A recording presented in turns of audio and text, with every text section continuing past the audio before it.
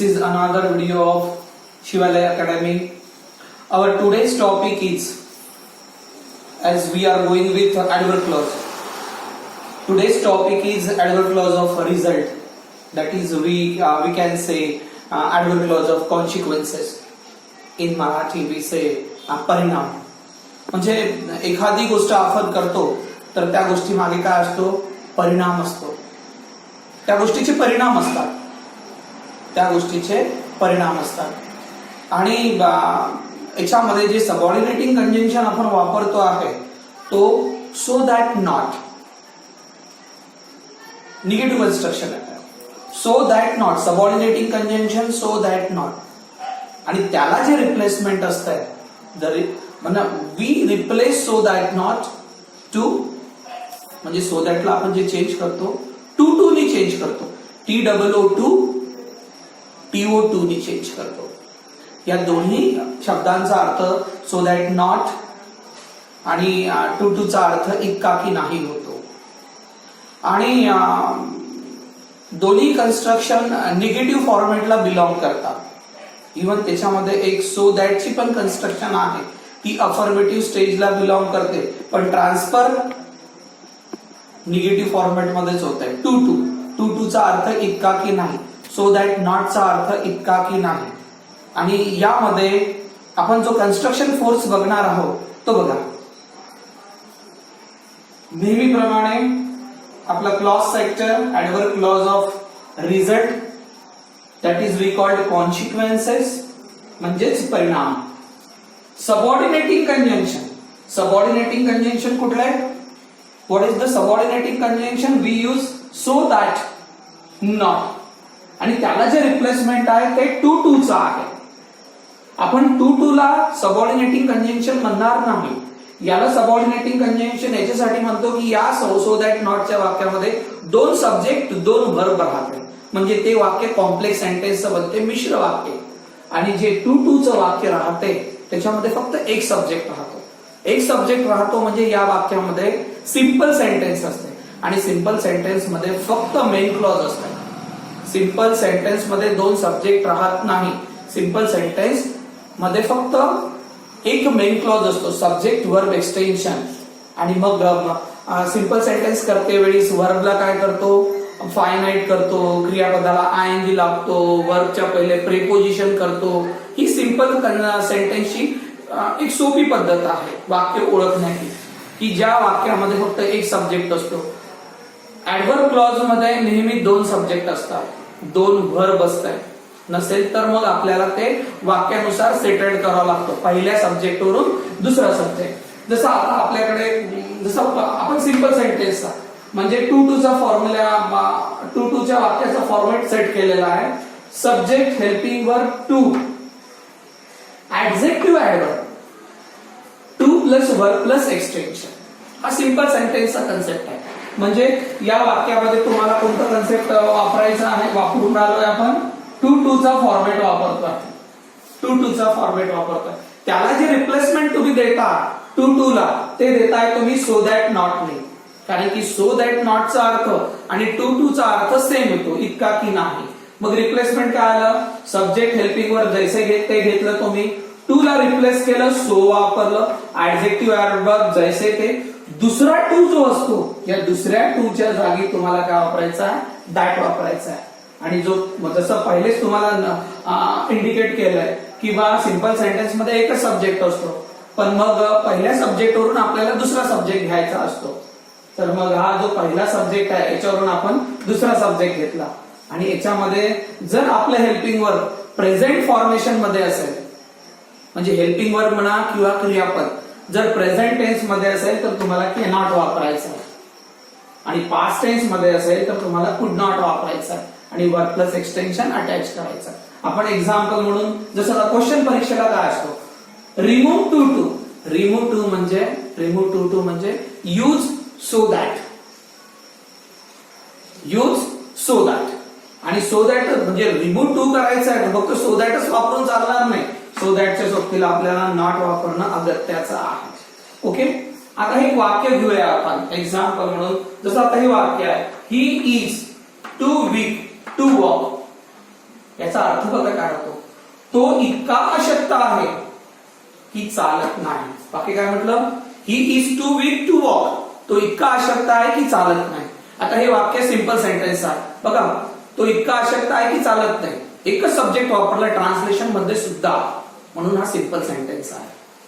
आता त्याच वाक्याला तुम्ही कॉम्प्लेक्स सेंटेन्स मध्ये शिफ्ट करता, म्हणजे दोन सब्जेक्ट वाला वाक्य शिफ्ट करता. टू ला गाळून तुम्ही सो दॅट नॉट वापरता.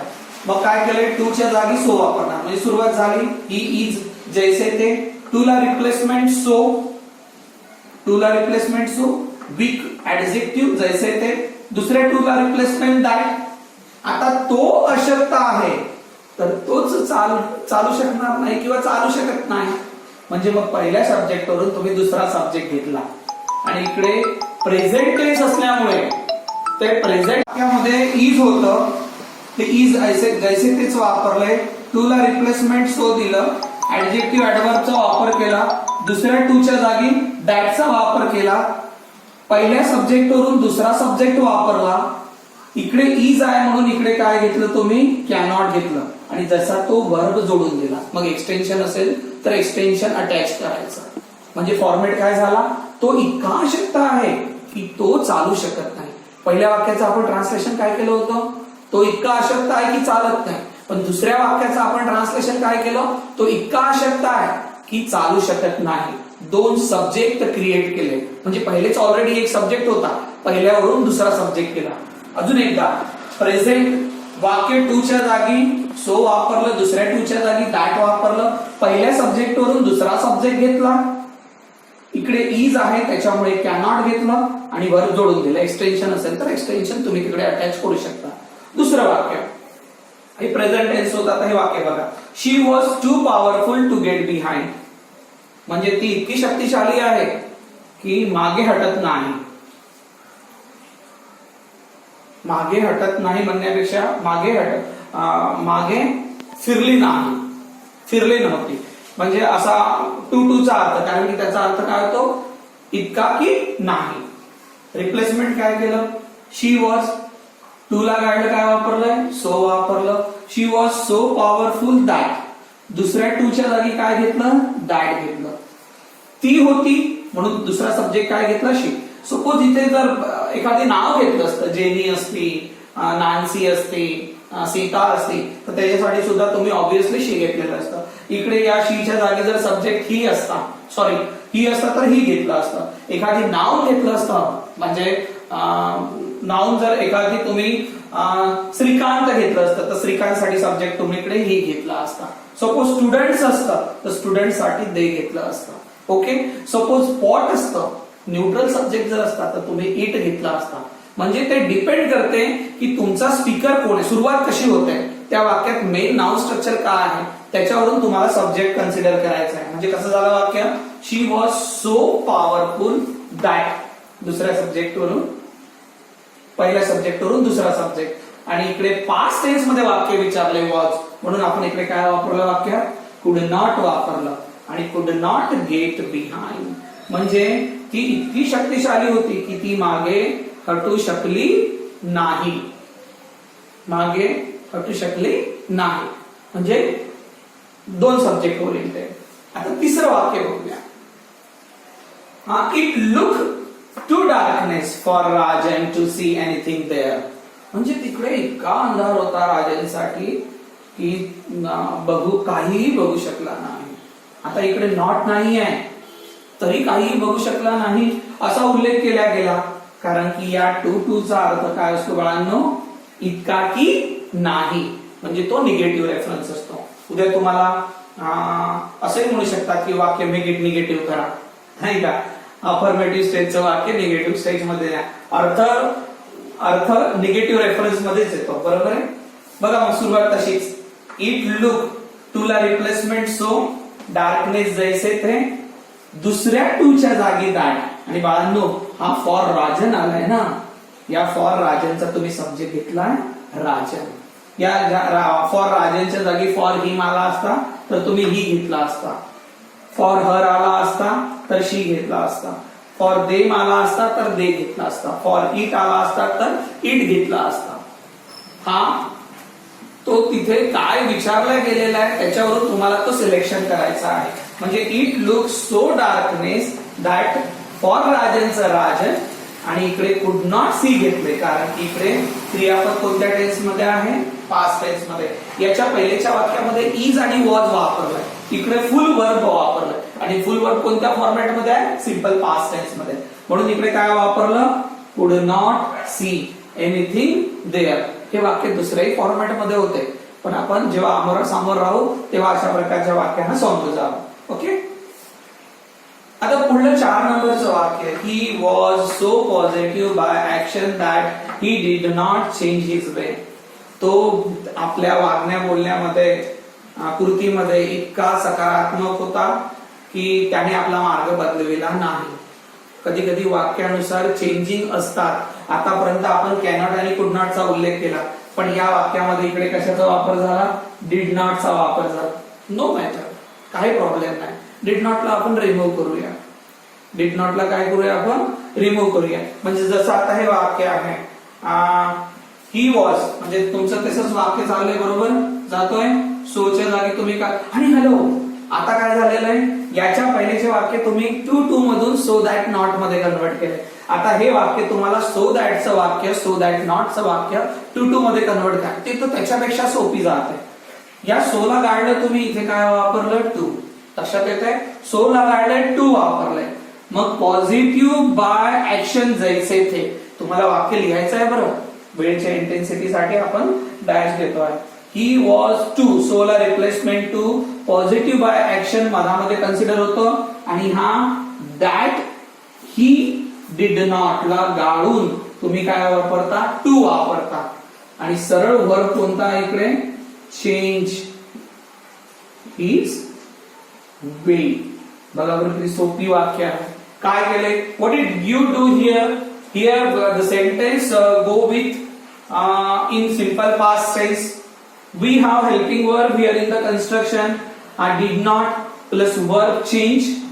Now we have to convert so into to, so that not into to.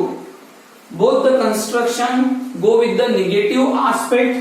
So as per construction's demand, we change the subordinating conjunction so that not the complex sentence into simple sentence. The two subject oriented sentence we are going to put out one subject oriented sentence, that is simple sentence, and we replace so to to that he did not. We change the entire factor for to, and we put out the verb to its exact position, and the sentence like this, he was too positive by action to change his way. इतकं सोपी पद्धत आहे या वाक्याची. पुढलं वाक्य बघा, थोडस वाक्याचा पॅटर्न चेंज केलेला. बघा कधी कधी कसं असतं, जे सबऑर्डिनेटिंग कंजंक्शन आहे त्याच्या पोझिशन बदलल्या जात आहे. म्हणजे याचा अर्थ काही वाक्य बदलते का, फॉर्मॅट बदलते का, नक्कीच नाही. जसं आता हे वाक्य घेतलंय किंवा ही वॉज सो पॉझिटिव्ह, तुम्ही हे वाक्य असंही लिहू शकलो असतं ना, सो पॉझिटिव्ह ही वॉज असे लिहिता येते. समोरचं वाक्य आपण तसंच घेतलेलं आहे. So busy was she that she did not realise the mighty prince. ती आपल्या कामामध्ये इतकी गर्क होती की तिला तो बलाढ्य राजपुत्र आलेला तो दिसला नाही. म्हणजे दोन सब्जेक्ट ओरिएंटेड वाक्य आहे. म्हणजे दोन सब्जेक्ट ओरिएंटेड आहे, दोन वर्ब आहे. बघा बरं, वर्ब हा वॉज पण एक वर्ब आहे आणि डिड नॉट रिअलाइज हे सुद्धा हेल्पिंग वर्ब प्लस वर्ब आहे. दोन वर्ब आहे, दोन सब्जेक्ट आहे, शी आणि शी दोन सब्जेक्ट आहे. म्हणजे हे कॉम्प्लेक्स सेंटेन्स, मिश्र वाक्य म्हणतात. याला एका वाक्यामध्ये शिफ्ट करायचं सिंपल सेंटेन्स मध्ये. म्हणजे तुम्ही कसं करताय, या सोच्या जागी तुम्ही हे वाक्य असंही करू शकता, too busy was she. Okay. आणि दॅट शी डिड नॉट च्या ऐवजी तुम्ही काय वापरता, टू, आणि वर्ब जोडून द्या, REALIZED, द मायटी प्रिन्स. आणि suppose if you just want to change the subject as per your own understanding. So you can easily do that business here. Mana what you can do the same sentence which we had followed as per demand, questions demand, but even you can go with like that. She was too busy to realize the multiplex. तुम्ही असं पण करू शकता. Okay, लक्षात येत आहे? If you find doubt, try to hear the video properly. If you find out, you can call me. Okay. The next sentence: students were so energetic that they won competition. अरे आतापर्यंत तर तुम्हाला सांगितलं होतं की सोच्या वाक्यामध्ये सो दॅटच्या वाक्यामध्ये not वापरला जातो, पण इकडे तर नॉट वापरलेला नाहीये. मग कसं? आता हे वाक्य कम्प्लीट अफर्मेटिव्हचं झालं नाही का? जर टू टू चं वाक्य असेल तर सो दॅट नॉट वापराल, सो दॅट नॉटचं वाक्य असेल तर टू टू वापराल, पण या वाक्यामध्ये प्लेन सो दॅट आहे आणि नॉट नाही आहे, म्हणजे वाक्याचा अर्थ काय झाला? अफर्मेटिव्ह झाला. Students were so energetic that they won competition. विद्यार्थी इतके म्हणजे उत्साही होते की त्यांनी स्पर्धा जिंकली. निगेटिव्ह आलं का? पण टू टू चा अर्थ तर निगेटिव्ह आहे ना. मग वाक्याचा अर्थ बॅलन्स करण्यासाठी we need to do something. Okay, लक्षात येते तुमच्या? काल केलेलं होतं तुम्ही तशाच पद्धतीने. बघा, आपण चाललोय वाक्यासोबत. स्टुडंट्स वेअर, सोला गाडलं टू, पण वाक्याचा अर्थ बदलते बरं. स्टुडंट्स वेअर टू एनर्जेटिक, आणि नेहमीप्रमाणे तुम्ही म्हटलं टू विन द कॉम्पिटिशन, तर होईल का? म्हणजे विद्यार्थी एवढे उत्साही होते की ते स्पर्धा जिंकले नाही, असं होईल ना त्याचा अर्थ. इतका की नाही अर्थ होतो ना. मग जिंकले नाही असं म्हणाल का तुम्ही? मग त्याच्याऐवजी तुम्ही काय वापरा? या ओनच्या विरुद्ध एखादी शब्द बघा, आणि ओनच्या विरुद्ध काय लिहा तुम्ही? लूज. LOSE लिहू शकता किंवा LOOSE पण लिहू शकता. ओके, म्हणजे तुम्ही काय म्हणाल? Students were too energetic to lose the competition. स्पर्धा हरू शकले नाही. हरू शकले नाही म्हणजे ते काय झाले? जिंकले. वाक्याचा अर्थ बदलला का? नाही. आपण त्याला एका सीधा सरळ फॉर्मेट मध्ये घेतलेला आहे. सपोज दुसरं वाक्य झालेलं आहे, the wrestler is so perfect in fighting. लढाईमध्ये तो लढवय्या, कुस्ती लढव, त्याला रेसलिंग म्हणतात. The wrestler is so powerful in fighting that he wins trophy. तो ट्रॉफी जिंकतो, म्हणजे तो ट्रॉफी जिंकतो. म्हणजे तुम्ही रिप्लेसमेंट काय केलं? टू सो द्या टू मध्ये केलं. वाक्याचा अर्थ बदलून राहिलेला इकडे, बरोबर आहे. मग तुम्हाला हे रिप्लेस करायचं आहे. याच्या जागी तुम्ही टू वापरता, पण याचा अर्थ होतो जिंकत नाही, स्पर्धा जिंकत नाही असा अर्थ होतो, ट्रॉफी जिंकत नाही असा होतो. मग त्याला पण तुम्ही रिप्लेसमेंट देता टू लूज ट्रॉफी. म्हणजे तो जिंकतो म्हणजे तो हरत नाही.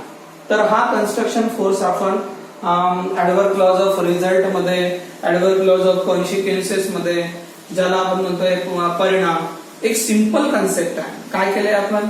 टू टू चा अर्थ सो दॅट नॉट होतो, सो दॅट नॉट चा अर्थ टू टू होतो. दोन्ही एकमेकांच्याच कॅटेगरीला बिलॉंग करतात आणि मग ते दोन्हींचा रेफरन्स निगेटिव्ह स्टेजला जातो.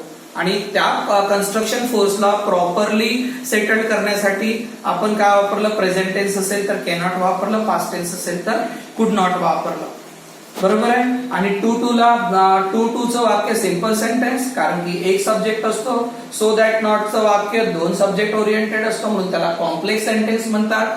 आणि regular practice will make you forceful. आणि सर्वात महत्वाचं जे अफर्मेटिव्ह स्टेज वालं वाक्य आहे, अफर्मेटिव्ह स्टेज मध्ये ज्या वाक्यात नॉट नाही आहे आणि टू वापरायचा आहे, त्याच्यामध्ये तुम्हाला विरुद्धार्थी शब्द घ्यायचा आहे.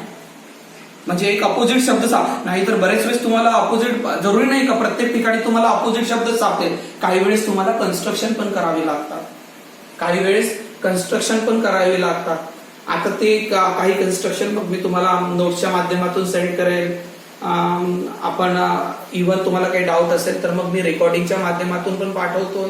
आणि होप सो हा कन्सेप्ट एक छोटा कन्सेप्ट आहे, पण हा कन्स्ट्रक्शन कोर्स आपल्या रायटिंग स्किलच्या हिशोबाने अतिशय महत्वाचा आहे.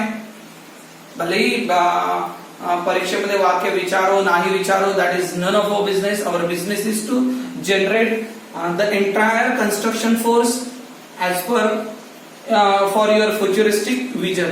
कारण की हे आयुष्यभर काम येणार आहे. हा इंग्रजी तुमच्या आयुष्यभर काम येणार आहे.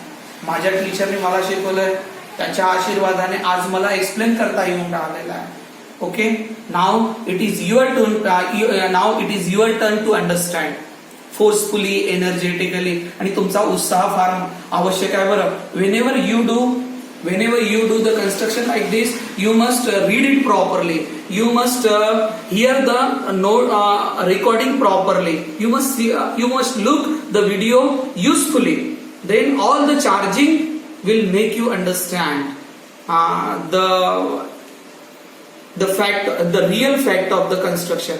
Okay, so have a nice day. Stay at home. Stay peacefully. आणि घरामध्ये आहात तर आई वडिलांना सपोर्ट करा, मदत करा. नुसतं अभ्यास नाही, थोडंसं शरीराला पण व्यायाम द्या, मन बुद्धी संस्काराला पण व्यायाम द्या, मेडिटेशन करा. आणि always feel that you are a charge soul, you are a special soul, you are doing something special. I am very energetic. माझा अभ्यास खूप छान होत आहे आणि मला अभ्यास करताना फार मजा येऊन राहिलेली आहे. मला नवीन नवीन कन्स्ट्रक्शन शिकायला मिळत आहे आणि ते करते वेळेस मला खूप आनंद होतोय. आणि मी मग हे करता करता मी माझे स्वतःचे पण कन्स्ट्रक्शन करतो. आणि तुमचा स्वतःचा कन्स्ट्रक्शन कोर्स बाळगणं खूप आवश्यक आहे. आणि मला माहिती आहे, मला तुमच्यावर विश्वास आहे. एक शिक्षक या नात्याने माझा तुमच्यावर पुरेपूर विश्वास आहे. I am very much confident about you that you are too much energetic. कारण की जे responses most of the students give me proper responses when I ask them about the response while we do any moral story or while we go with the construction power. तर your energetic response make me feel that what I am doing, what we are doing here, that is getting very much useful for your futuristic vision. So hope so that do your best, and whenever you find any kind of doubt, you can call me. So Om Shanti.